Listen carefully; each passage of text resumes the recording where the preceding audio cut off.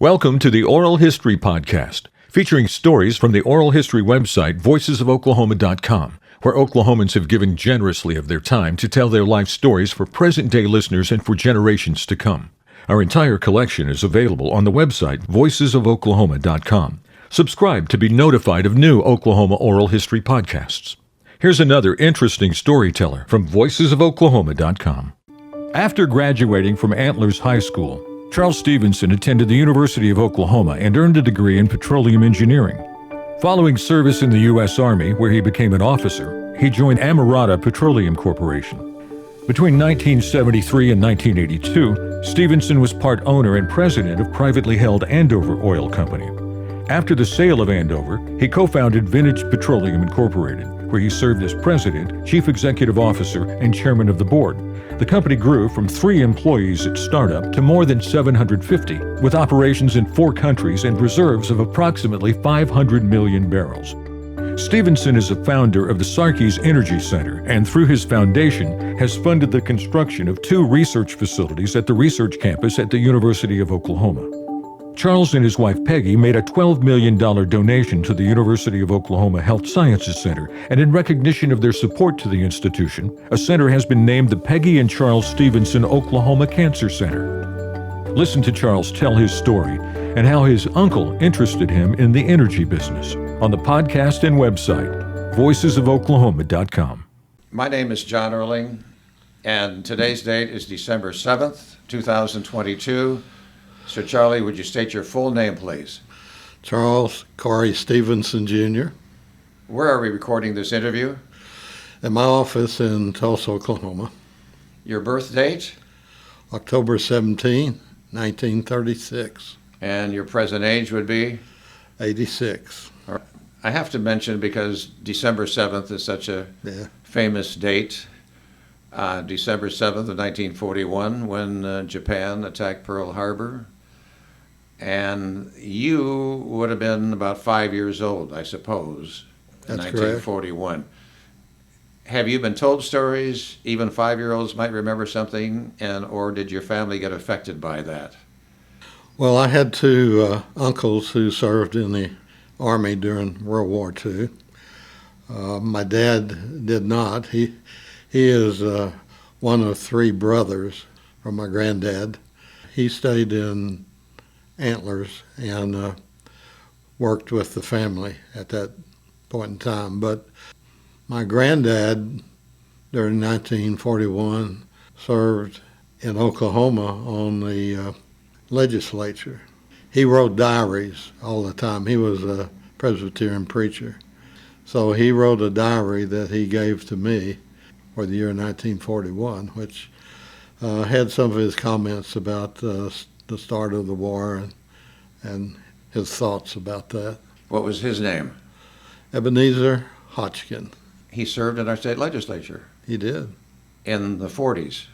1940s, 41. I don't know how many years he served. He was there at that time. I think he was probably in the legislature about 2 years. Mm-hmm. He was representing the Antlers area? Probably. Yeah. Right. Well, maybe Durant. Yeah. What a treasure to have that diary coming from him. Yeah. Wow. That's great. So where were you born? I was born in Sherman, Texas. My folks lived in Antlers, and we had relatives in Sherman. At the time, in 1936, didn't have really a hospital in Antlers, so my mother went to stay with some of her sisters, and after I was born, we came back to Antlers. Okay. So let's talk about your mother, her name, maiden name, where she came from, and that type of thing. Well, my mother, maiden name was Mary Lloyd Hodgkin, and she was obviously born to my grandfather, Ebenezer Hodgkin, and his wife, Mariah. And he was a Presbyterian preacher. And she was born, I think, in Durant at that time, when he was serving as a pastor and also was starting one of the schools there in Durant. So she grew up then in the Durant area? Yes. What was her personality like? How did you see her?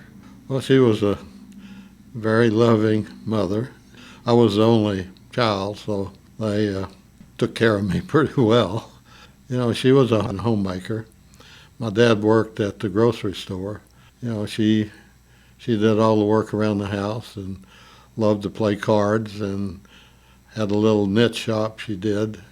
We had a good, happy family. Yeah. Your father's name? Dad's name was Charles Corey Stephenson. And then he grew up in that area as well? Yes. My grandfather came to Antlers in 1907. Statehood Day year. Statehood year. He started a livery stable, and then he joined his cousin, and started a grocery store in Antlers. Okay, so then your father worked in that grocery store. He did. All of my grandfather and grandmother had 3 sons. My father was the middle son. And after they all had various jobs, they ended up coming back to Antlers and working in the grocery store. So it was the family business. The personality of your father, what was he like? He was probably the entrepreneur of the family. He was outgoing. He was a great father. He paid a lot of attention to what I did and very helpful. He had me start working at the grocery store when I think I was about 8 years old, stocking shelves and sweeping out. But we had a very close family. And it wasn't just my folks, it was the whole Stephenson family. They were very religious. We would all get together at least once a month on Sundays to have lunch and spend the day together. And they all worked together at the grocery store. Never heard a cross word spoken among our family. They were all a great family to grow up around. They taught me my work ethic and what it was like to grow up in a close family. What was the name of the grocery store? S&S Grocery. Stood for Stephenson and Sons. All right. And that was in Antlers. It was. So then you're describing your family at that time. I'm going to put it, was it poor, middle class, wealthy? Where do you think you would have fallen? Probably middle class. The family grocery store provided the livelihood for 4 families. You know, we never had a lot, but we never seemed to want for things. Right. I wouldn't say there were wealthy people in Antlers. There were some that were a little bit above middle class, I think. Antlers was a fairly rural town. It had about 2,500 people. It was the county seat of Pushmataha County. So on the weekends, all the people that lived outside of town would come in and they get the paychecks from the government and spend their money and pay their bills and have a party on Saturday night. Right, right. So Antlers is down in the southeastern part of Oklahoma. It is. In the what's known as Little Dixie area, right? That is correct. Right. Do you know how Antlers got its name? It's got to be deer related somehow. Well, it is. When Antlers was first founded, there was a stream, I guess you could call it a stream. Right above, there was a big tree, and there was an antlers tacked on to the side of that tree. And so they called the community when it first started Antlers. Okay. That was a spring, and that was where people came to get their water. So what does a young boy do for fun in that town if he's not working? Well, you could even work and have fun when I was growing up. Excuse me, good point. Well, I had quite a few friends, and I grew up in Antlers, and I had friends before I started the school. I met more friends in school, and there was a group of us, probably 6 or 8, that ran together all the time. Well, as we were growing up, we would, have bicycles. We'd go out and we'd go fishing, take our BB guns and shoot at things. And then as we got older and we had cars, well, we would drive around and date the girls and have fun. Right. What about the cars? Remember what kind of make and model or cars that you might have? Oh, yeah, there were Fords, Chevrolets, Pontiacs, Buicks. Those probably were the main ones, and they were all different back in the 1950s. And they were pretty cars. Yeah. They were fun. You remember the first car you ever actually had? I never had a car. I married a car. But my granddad, he would live with us from time to time, he and my grandmother, as he was moving around being pastors of different churches. And he had an old 1937 Ford. I used that Ford when I started dating and driving around. So The Depression, the Dust Bowl days in the 30s, are there any recollection? I know you were very young, if stories were told to you. Well, I was born in 36, so I didn't really hear of any of those stories. The first thing I remember about things going on was the war, World War II. Yeah. Listening to the reports on the radio and actually going to movies where they had, the newsreels that showed different aspects of the war. There was a theater in Antlers?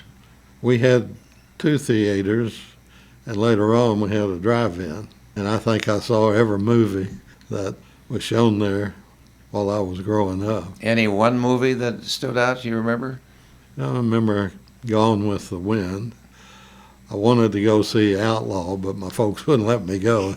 Said I was too young to see that. But I liked the Westerns, High Noon. So then you go into school, grade school then in Antlers, Yes, move on to junior high, and then to high school. yes. Right. And that would be Antlers High School, I guess it would be. When did you graduate from there? 1954. Did school come easy for you? Yeah, it did. I studied in school. Studied a little bit probably after school, but not very much. But most things came pretty easy. Math was pretty easy. The things that I ended up needing to do in college, I got in high school. Didn't get any of the advanced courses that you can do now, but it was just math, science classes, English. The only foreign language they taught was Latin. So I had 2 years of Latin.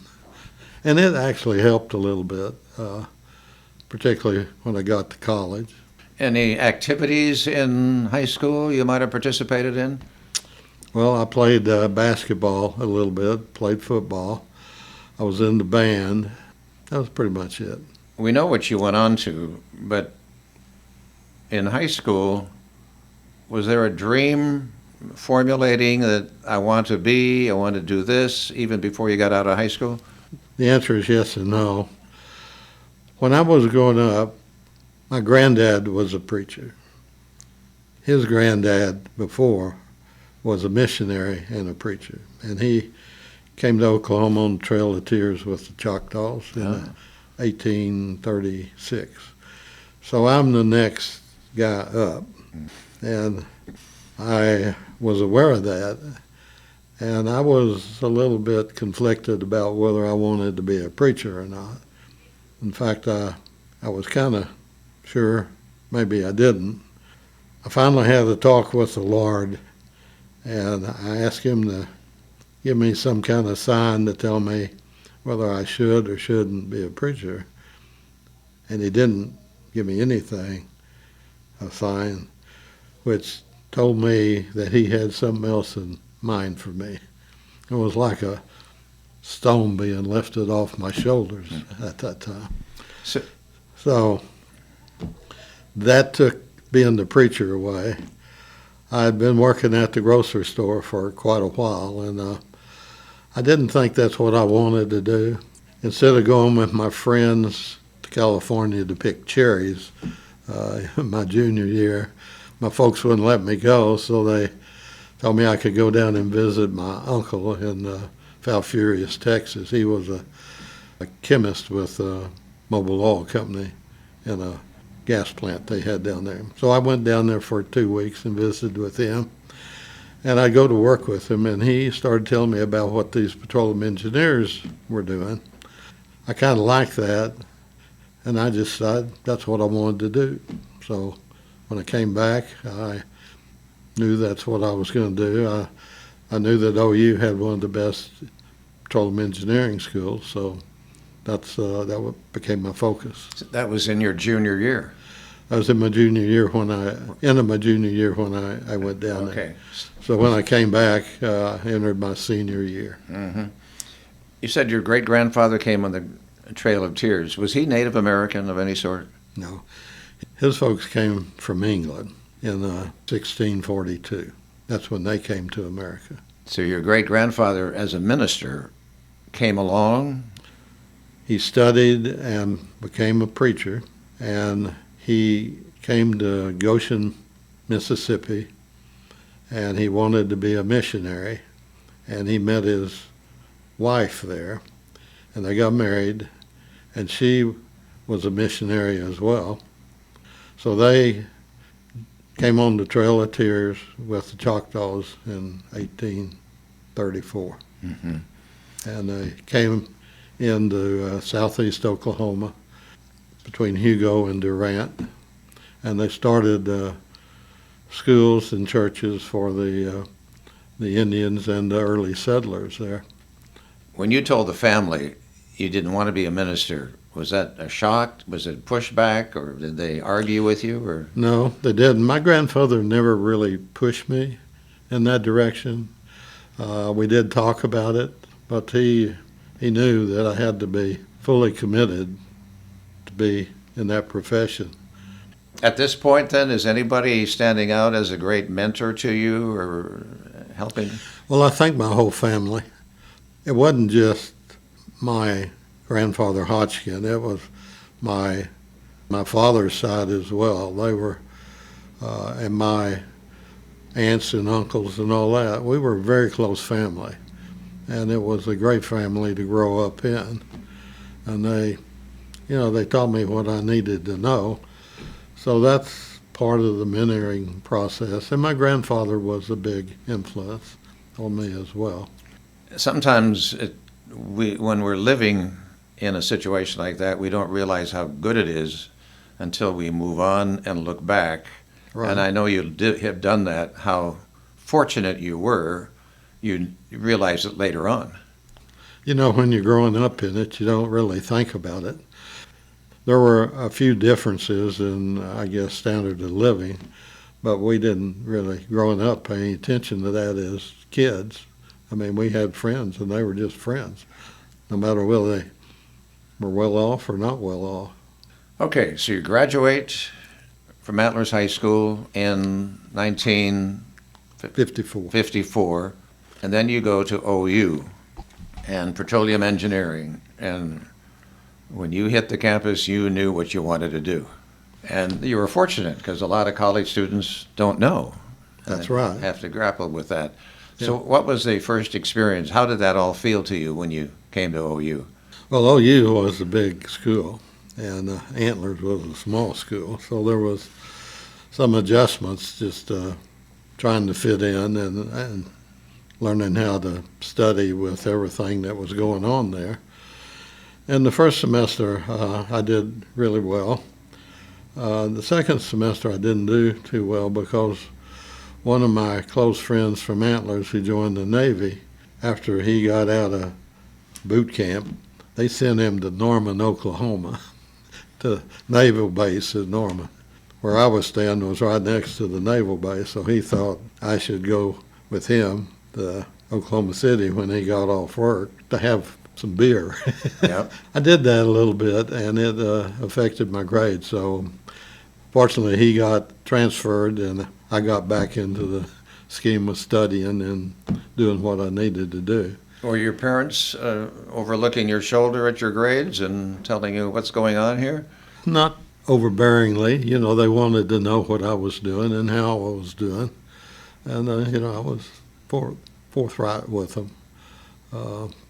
They just told me I needed to kind of bear down and do better. If you get out of sync in how you have to take classes in engineering, it can cause you to have to stay an extra semester. I mean, you have to take one right after the other. And if you don't take one at the right time, then you have to take it the next semester. So that, and I ended up being there more than 4 years. So, and it was probably the fourth year that Peggy and I got married. She lived with me there on campus until I graduated.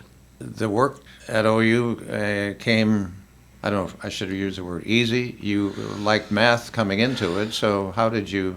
Work at OU was extremely hard. Engineering is a tough course.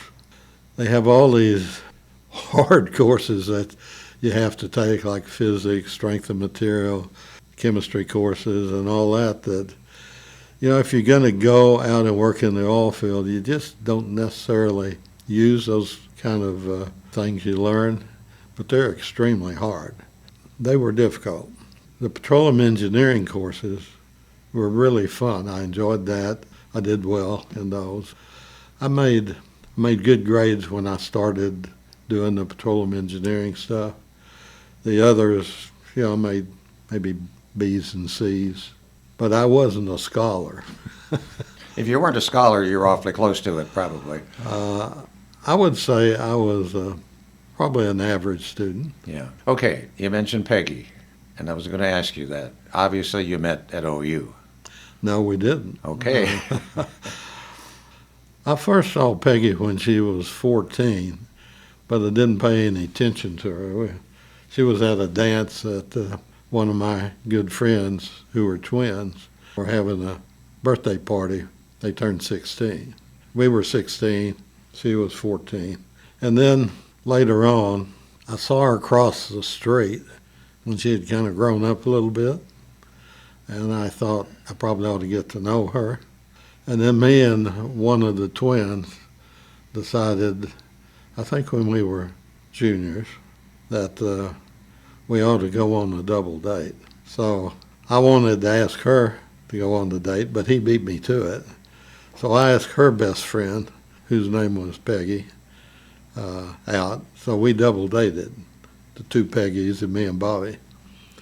So the next day we went to a movie. The next day was Saturday. We were working, but we took a break and went and had a Coke. So we started talking about the date. I thought I was pretty slick. I said, we need to probably go on some more dates, but what would you think about swapping girls? And we talked about it, and he thought that would be okay. So that's what we did. And so I started dating Peggy, and he started dating the other Peggy. And later on, I married Peggy, he married Peggy. We've been close friends ever since. So then when were you married? We were married December 27th, 1957. So how old were you? I was 21.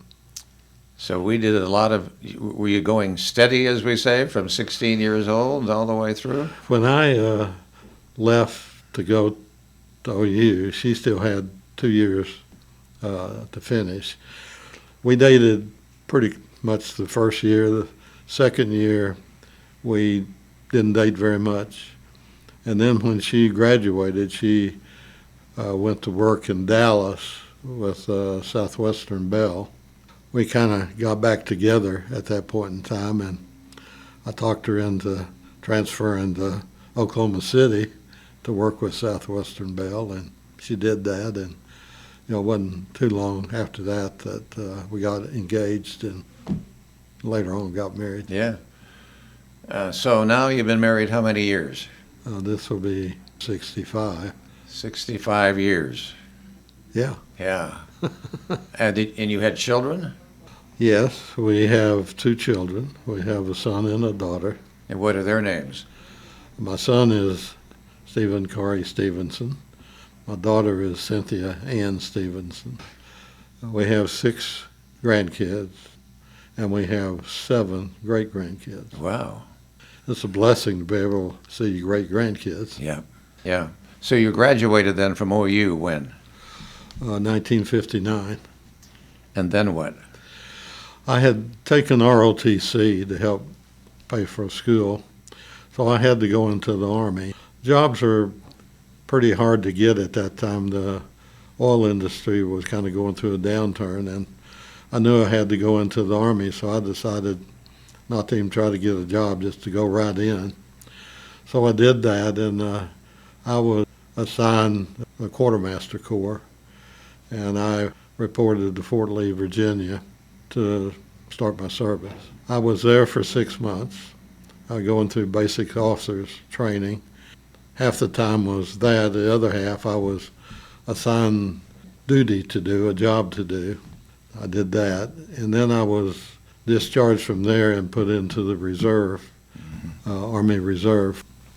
Where I went to work, I started with Amerada Petroleum after I got out of the Army.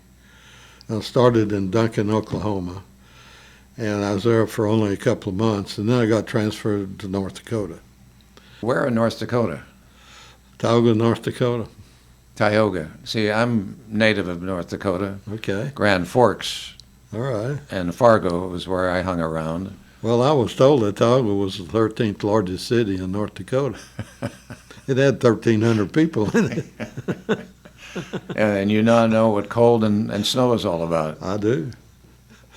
The coldest I saw there was 54 degrees below zero, Yeah. with about a 40-mile-an-hour wind. Yeah, yeah. It's tough. It's tough. Yeah, we'd go out and work in the in the end of December through January, when it'd be 20 below zero. Yeah. So that's with your work with Amerada Petroleum Company. And, Yeah. and so then, what was your job? What did you do? Well, we were assigned, I was a petroleum engineer, and when I got to North Dakota, I had to report to the district engineer, and I think there were probably about 20 engineers up there at the time, and I was assigned 4 different fields as my job to try to lower the operating cost and get all the oil out of the ground at the cheapest price that we could. And there are a lot of different ways to do that, and so that's when I started learning the business. And how long were you there with Amerada?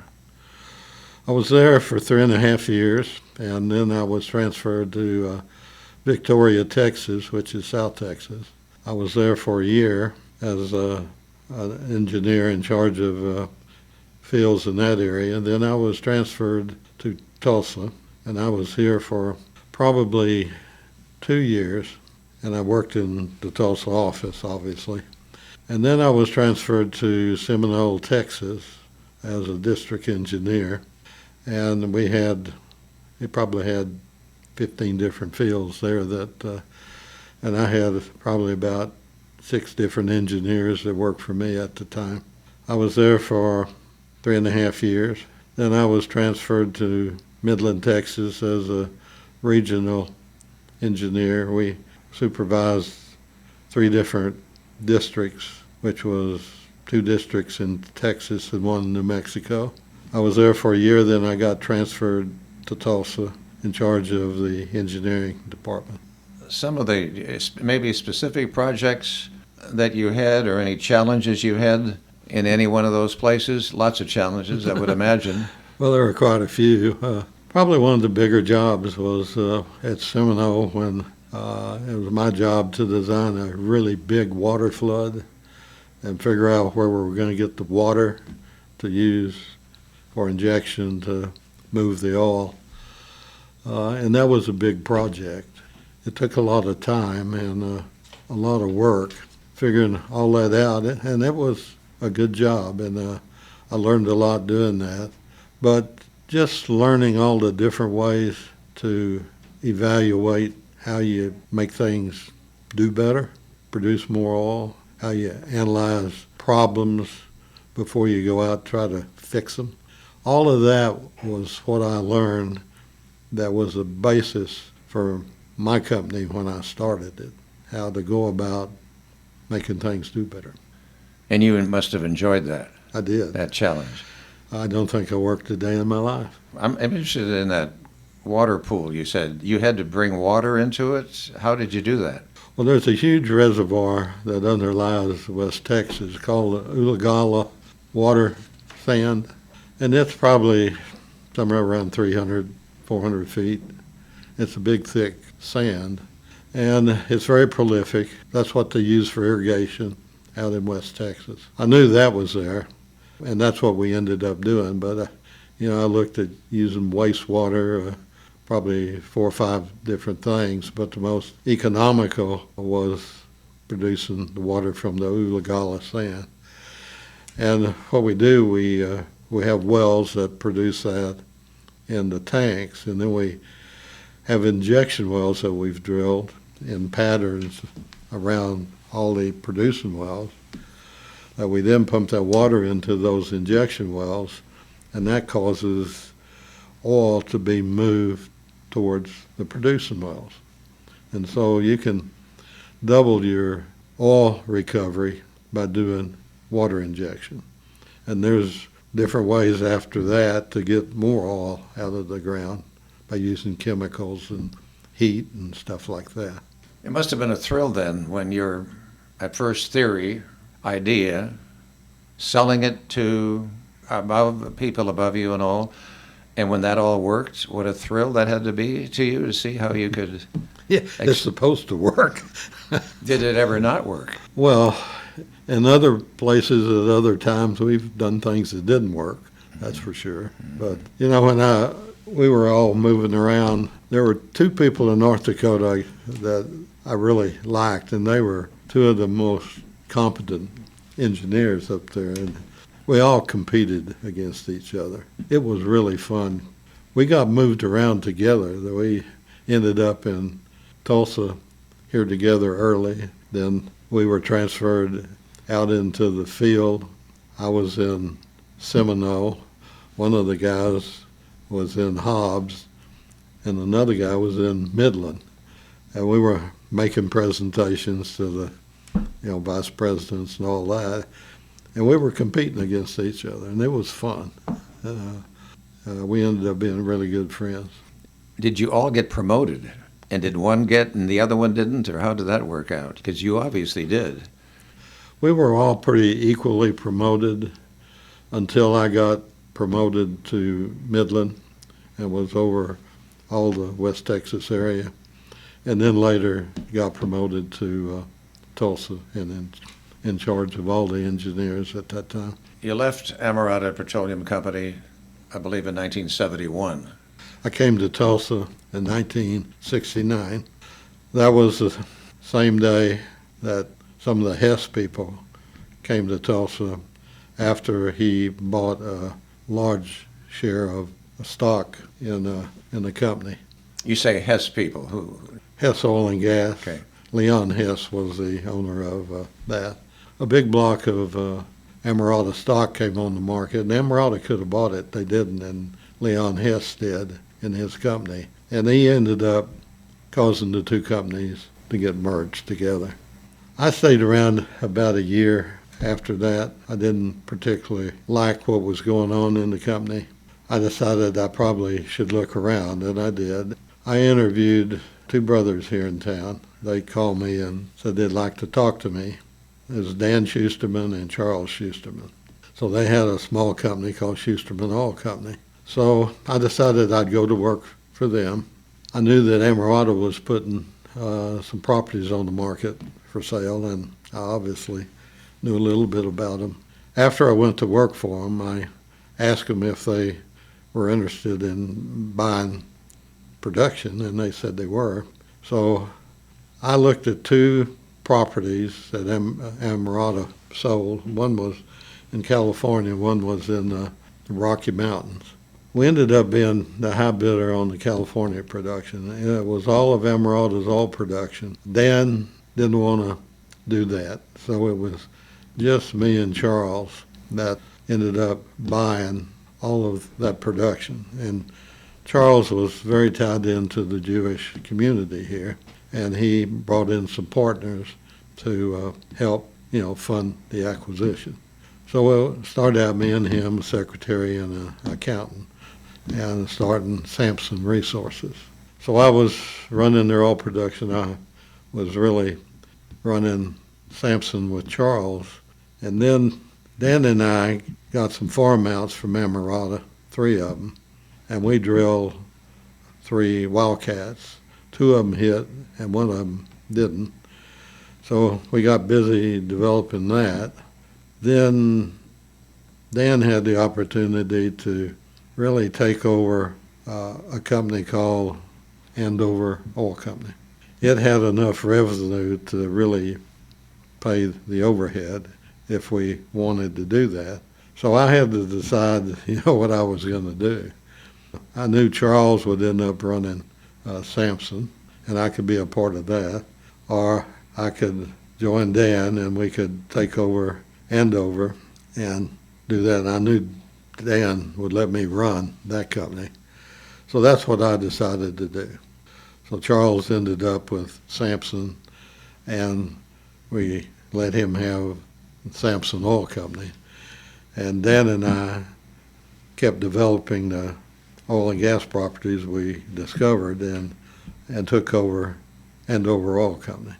So it was me and him and the secretary. Yeah. Started that. And we now know the story about Charles and Lynn Schusterman and how they went on to be very involved in philanthropy. So that's all interesting, what you just stated. So then what was your position there at Andover Oil Company? President or vice president? Or? President. It was a private company. What we decided to do was look for properties to buy and exploit them. And that's what I learned to do, working 10 years with Emeralda. So I hired another engineer to help me look for properties, evaluate them, and then run them. And his name was Joe Bob Hilly, and he was a petroleum engineer that worked for Sun Oil Company at the time. I heard about him, went out to Midland, interviewed him, and hired him, and he brought his family to Tulsa, and we started looking for deals. And this was in 1972. And we ran that company for 10 years, till 82. And we bought a lot of production during that time.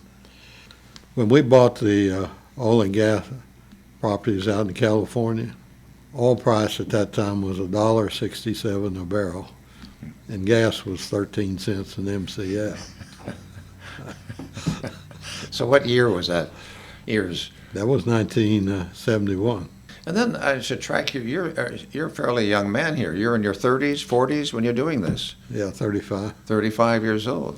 That's young, and a lot of good things are happening to you. So the California experience was good? Yeah. Well, I wasn't involved with it all that long. I was involved with it for probably 2 years, but I was assigned certain interest in the wells out there. I still have them. They're still producing. They were 30 years old when we bought them in 1971. Did you discover a new way to bring oil up, or why would somebody sell an oil-producing field unless they had other interests? Well, they had other fields, and these were marginal properties to the company that owned them. Okay. When fields get marginal, there's not a lot of attention paid to them, so they just kind of flounder along. They don't have much money spent on them. So if there's upside to them, it's real easy to make them produce more oil, and that's what I was trained to do. How do you produce more oil from a marginal field? Okay, well, there are a lot of wells that you can work on. Some of them, if there's a gas well, maybe it needs a compressor set on it. and you can produce more gas if you set a compressor. Or maybe a well needs to be stimulated. Maybe there's scale that's formed, and scale does form in these wells, and you can acidize a well that removes the scale and lets more production come in. There may be zones behind the pipe that hadn't been recompleted into, and you look at all the well records and the logs and any cores that have been taken to find any prospective zones, and there are. I mean, there's quite a few. Maybe a well needs to have a bigger pumping unit put on it, an oil well, or maybe you can inject water and start a water flood. You can put chemicals in a well to remove asphaltenes that build up and let more fluid come in. There's just a lot of different ways Right. to do it. It was a gamble to buy, and you weren't sure you could do all this. Well, you have settled production when you buy a producing Yeah. field, let's say, and you forecast that production, and you know what the operating costs are, and you determine if you can cut those operating costs. And we found that we could reduce operating costs by about 30% if we bought these properties from a major oil company that were, getting rid of their lower tier properties. And we knew we could do that because their operating costs are generally too high. And you would forecast the decline rate on these wells that do decline, and then you would apply whatever oil and gas prices you want, and then you have a revenue stream that you can evaluate to see what you're willing to pay for that revenue stream. But then on top of that is the upside that you think is there by either recompleting wells or setting a compressor or doing all the other things I mentioned. And it just depends on how comfortable you are, how certain you are that you can make that happen as to whether you give any other value for that upside. And usually you have to give some value to it to be able to be competitive in a competitive situation where people are bidding on properties. So maybe I'll take the word gamble out of this. That wasn't a gamble. You were able to study it, and I'm pretty sure. So would I be, compared to something else, did you take a big gamble on some other acquisition? No. Later on, it became more difficult. Starting out, it was the major companies selling, basically. They would do their own data room and have all the information there, and it was up to you to go through it. Later on, the later 80s, there were companies that would come in and evaluate this stuff, and they would say you could do a lot of things with all this production, and it became a lot more competitive at that time. It became a little bit more risky, but we could always forecast the revenue stream of existing production pretty well. If you were trying to forecast the early life of a new producing well, that became more risky. Yeah. And that was a risk later on, that when you were trying to place value on infill drilling wells, which we did a lot of, then that became a little bit more riskier. Yeah. You mentioned Joe Bob Hilly, and I want to mention him because we now know about the Hilly Foundation Right. and the great work they're doing in our city. And then Joe Bob died early in his life, I believe, He did. leaving Mary Ann with the company and then obviously the foundation after that, right? Well, we were a public company by that time. When we started in 1973, it was just Joe Bob, me, and the secretary. And that's when we sold Andover after 10 years. That's when I had enough money to really start vintage at that time. And I asked Joe Bob to join me to do that. So it was just me and him and the secretary. And we started looking for oil and gas properties to buy and doing the same thing that we did in Andover. So then, did he die while he was a partner of yours? Yes. We started Vintage in 1983. We took the company public in 1990. And it was after we took the company public that he passed away. How old was he about? He was probably middle to late 40s. Wow. How did he die? Well, that's when he got Alzheimer's. And he lived another 6 or 7 years before he passed away. From Alzheimer's? Yeah. Did you begin to notice things? Yes. And then you had to talk to his wife? Well, I didn't have to talk to his wife. I mean, they knew. They knew too, Yeah. right? I mean, it took us a while to figure out what was going on. I mean, it was kind of like he was losing interest. And that wasn't the case. He was just losing his mind, I guess. Yeah. When we really realized that, we put him in a different position. I mean, kept the title, but we moved somebody else up to really take over what his duties were at that time. So he stayed around with the company for quite a while before he retired. We're talking about the 60s right now, are we? Well, probably in the 70s and Okay. starting the 80s. All right. Let's talk a little bit about the method for oil discovery and how it's changed over the years, say from the 60s and 70s. I'm just going to throw out the shale oil and horizontal drilling, and maybe you comment on that. You know, everything used to be done with geological studies. Geologists would come up with a concept for a play. They would develop that and sell it to management, and management would go out and drill a wildcat, and these would be vertical wells. Up until the shale revolution, that's exactly how oil and gas was developed. Now, the shale plays started around 2005 and 4 and 5, and it probably really started in the gas play in North Texas, Barnett Shale. And then it sort of took off. It moved kind of to North Dakota and then down to various other places, Oklahoma, different places. Everybody, through all the drilling that's been done in the United States, we know where all the shale is.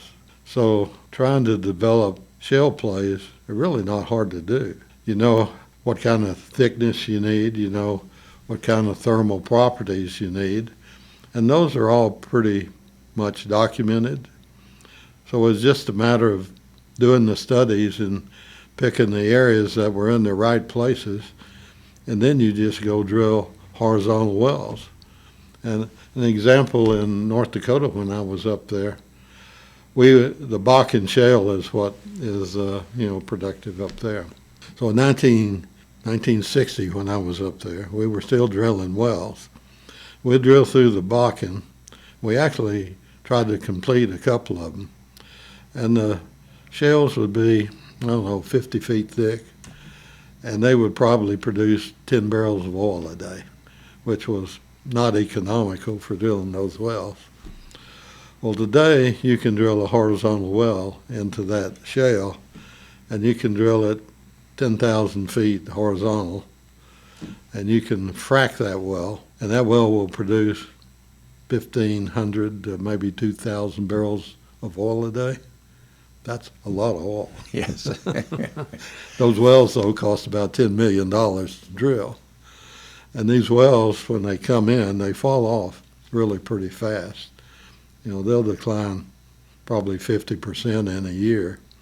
If you're looking at stable production, they may decline at 5% a year. So, and they come down and they level off. And so that's kind of how that's evolved. And there's a lot more that can be done. Mm-hmm.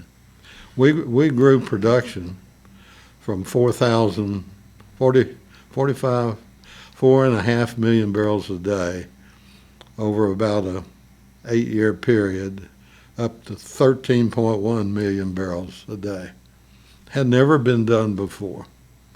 And then when the pandemic hit and all that, we lost about 3,000 barrels a day, and it hadn't got back up to that point yet. Okay. So you served as president of Vintage, and then you became a public company. We became a public company in 1990. Okay. We started in 83. We became a public company in 1990. We sold the company in 2006. Okay. When we started the company, it was just Joe Bob and I, and within a very short period of time, we bought about $140 million worth of oil and gas properties. And this was in 1984. 1985, we'd used our money and we had borrowed from the bank. 1985, we sold production to repay the bank down. And 1985 is when there was the big decline in oil prices. It went from $40 a barrel down to $6. And that caused a really big problem. But we had paid off the bank to the point that wasn't a problem. But we didn't have any other liquidity to buy production at that time.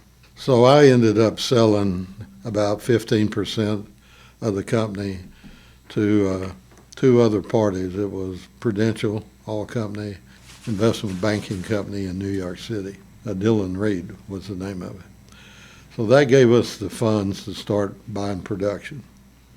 And they were our partner at that time. They owned 15% of the company. And I knew at some point in time they were going to want to get out. And we kept buying production until 1990, and we had grown the company pretty well. We made some good acquisitions at some pretty low prices, and the price of oil then started going up. So in 1990, I decided that the best thing for the company was take it public so that our employees who had stock options in the company knew what value their options were worth. Our partners had a currency that they could either keep or sell to get out of, and it gave us a new venue to raise money from the public as we bought other oil and gas properties.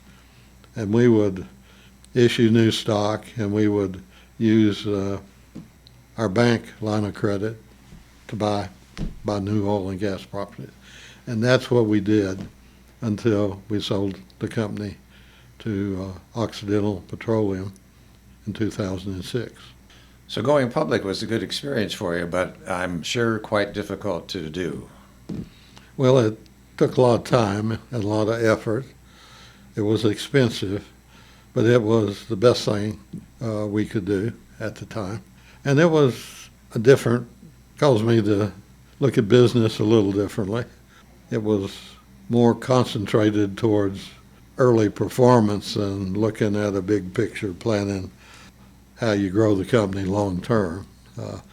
Most Wall Street's looking for what you're doing today and not necessarily tomorrow. Mm-hmm. We went public the day after Saddam Hussein invaded Kuwait. Oh. And it made oil prices go up, and it allowed us to price our stock offering at the level we wanted to, instead of at a little discount. So we sent Saddam a thank you note. And so we also say there's some luck in this business, isn't there? Oh, absolutely. Somebody that's in the oil business, I was talking about interviewing you, and he said that you seem to time the market better than most on when to buy and when to sell. That's a compliment, but would you accept that you felt you had good timing? Not really. I think I was lucky. I learned what I needed to learn to take advantage of the embargo that happened. Mm-hmm. And when oil prices started going up, I was at the right time to take advantage of that, because it was hard not to make a good deal in 1972. If you did your evaluation right, and you thought you had some upside, it probably wasn't 2 or 3 months after we bid on a property and got it that price of oil went up. And, you're going up from $2 a barrel, maybe up to $6. I mean, that totally changed the economics of everything. We didn't have to borrow a whole lot of money from the bank when we started Andover to do that. And vintage was a different deal. The timing was there, and we just were lucky to be able to take advantage of it.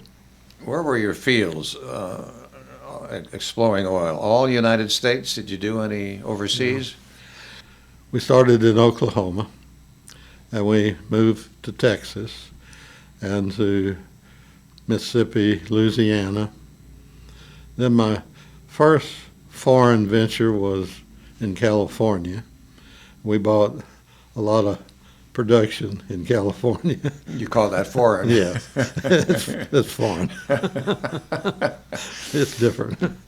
And we bought quite a bit of production out there, and we bought it from major oil companies who were kind of, getting out of the business. When things got really competitive buying production, I knew we had to do something different. So I told our guys, figure out, where we needed to go offshore to look for deals that are not as competitive as they are in the States. So we did our study, and we thought Argentina and Canada was two good areas. So the first deal that we looked at was in Argentina.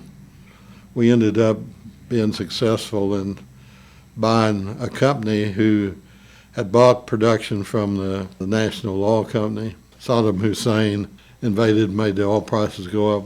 PDVSA sold production. This company bought it, and then prices went down, and they were in a problem. So we were able to buy that company. They had concessions covering 1 million acres in the San Jorge Basin in southern Argentina. So we bought that. They had a major partner who owned 50%. We bought that.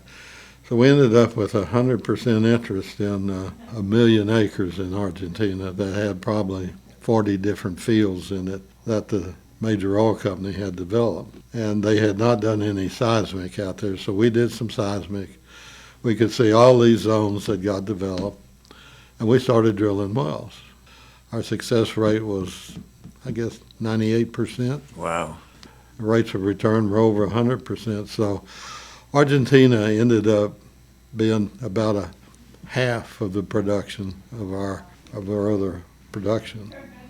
And other things we did were in Canada. We bought a company up there that it didn't turn out as successful as Argentina did. And then we bought some production in Bolivia, which turned out fine. And we did a little exploration in Tobago, Trinidad and Tobago.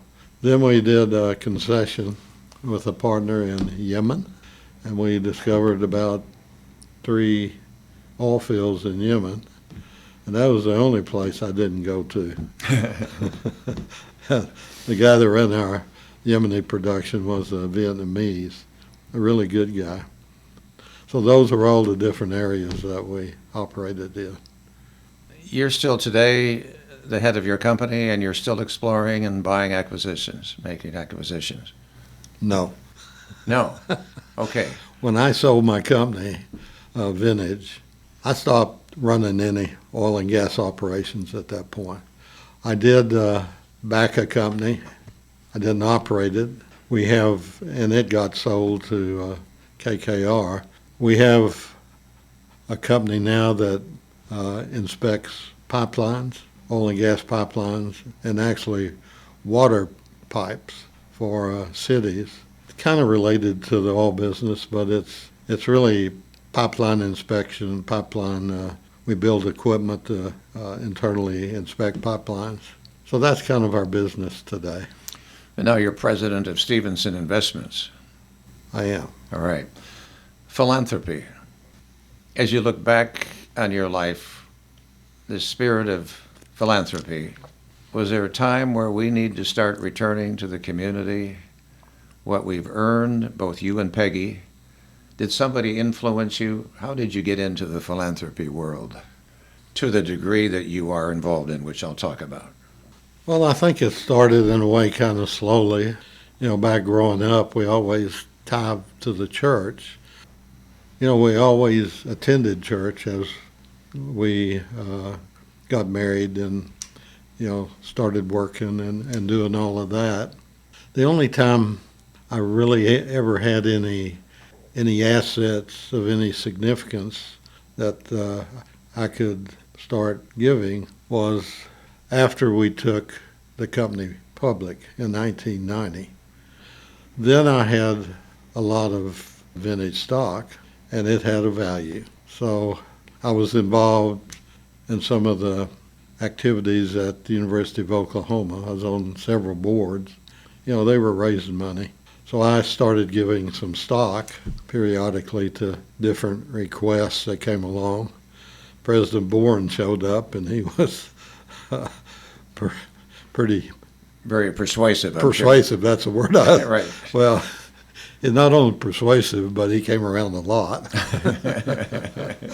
And then there was the opportunity to give to the church in a more significant way, and it just sort of grew.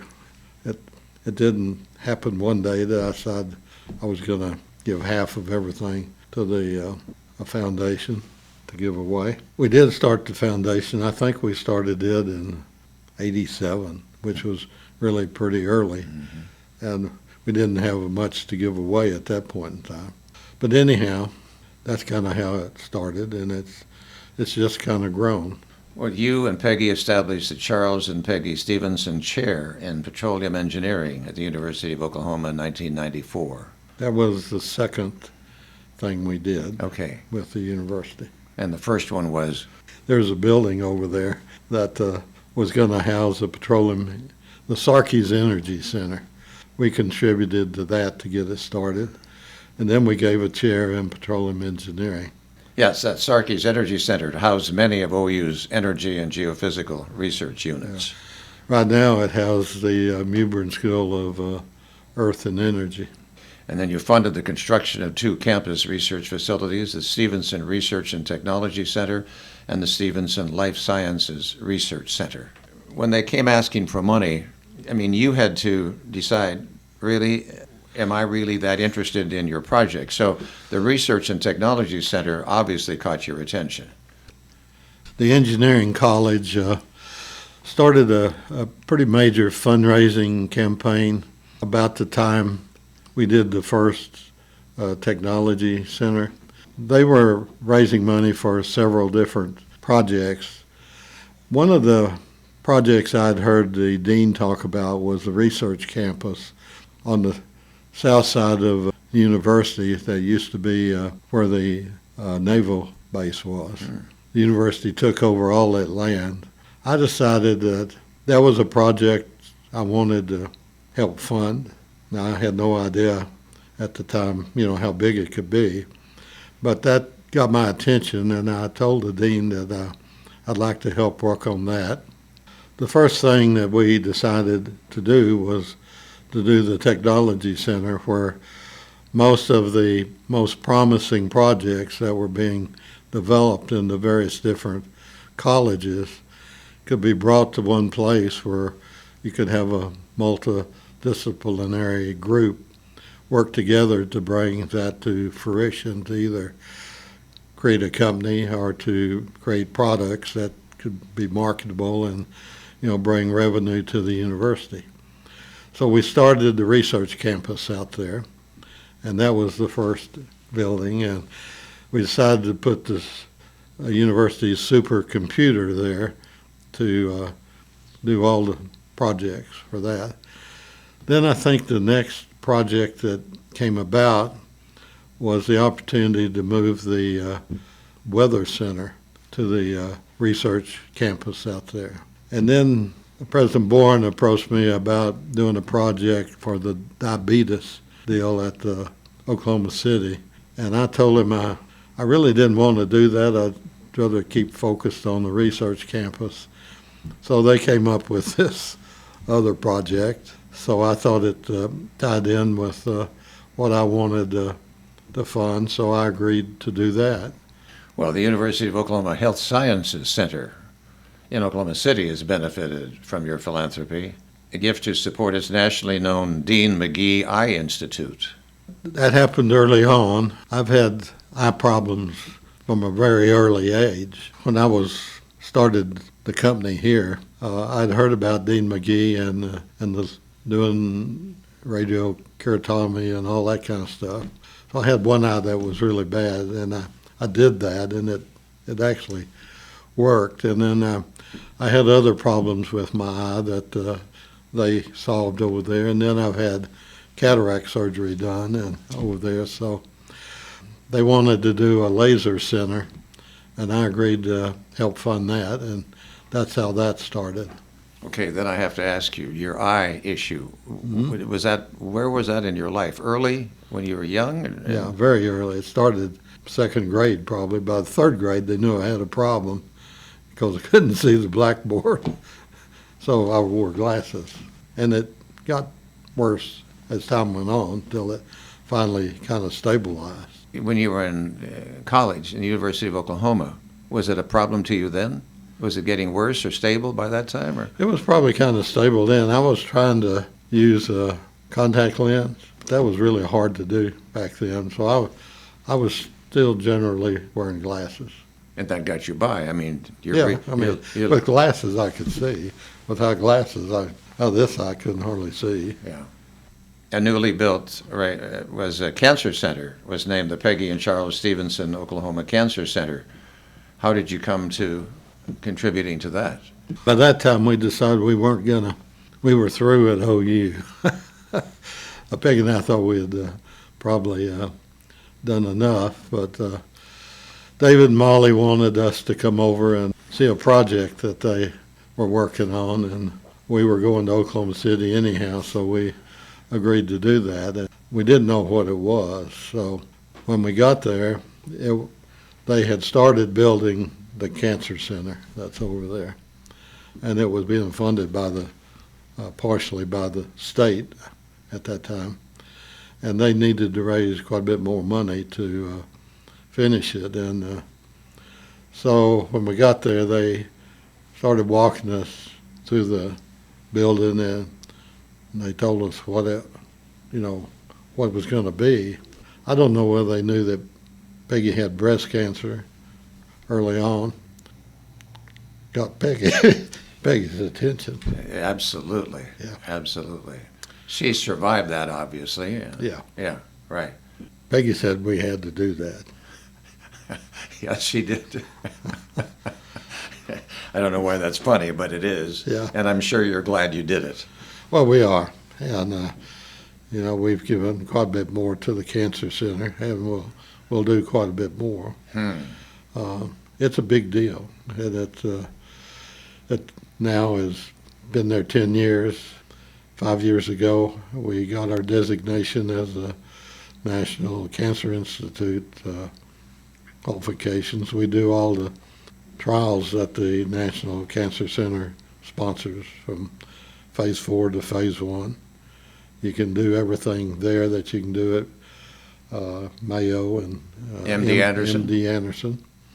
In fact, we do more trials in Oklahoma City than MD Anderson does, Mayo does, any of the rest of them. We're number one in the nation doing trials.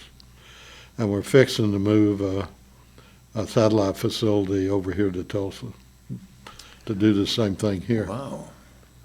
Right now, people think, I've got to go to MD Anderson here from Tulsa. I know people today are doing that. Right. Are they unaware? We don't do a very good job at advertising. We're really out of space.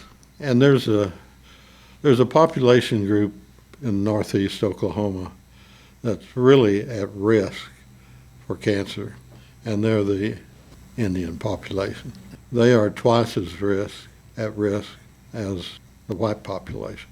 They are the least treated in the state of Oklahoma. We have hardly any patients from northeast Oklahoma that get treated at the cancer center. So we need to bring it over here, and we are. Negotiations are underway to figure out a hospital to work with. We don't want to build a hospital here like we have in Oklahoma City. But most everything can be done here. There'll be a few things you have to go to Oklahoma City if you've got a particular problem. Well, that would serve a vast population over here then, if that happened. And it's just not northeast Oklahoma. It has overlaps into Arkansas and Kansas and, the whole area. All this philanthropy, and now we've just talked about cancer. How good it's got to make you feel that you were able to contribute to this and in many areas of life? I just feel fortunate. Yeah. You're emotional, and I'm getting eye water myself watching you, to know that that's how sensitive you and Peggy are to the community needs. And, I don't think everybody who accumulates a lot of wealth is as active in philanthropy. Not everybody does that. Well, they don't know what they're missing. And the reward they're feeling, it's your feeling. Yeah.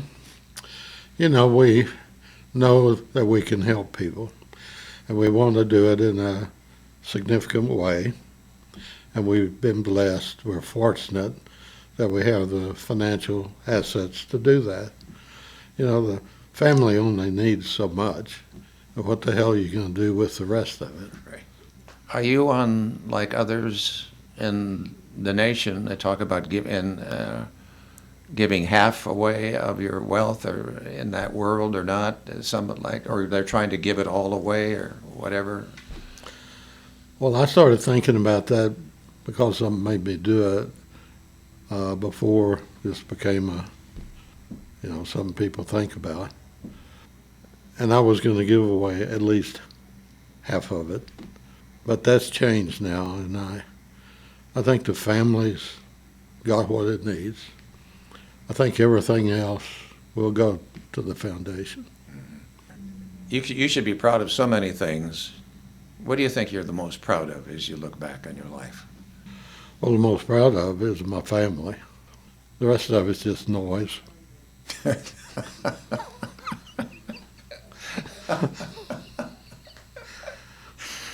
Yeah. Yeah, but it's good noise.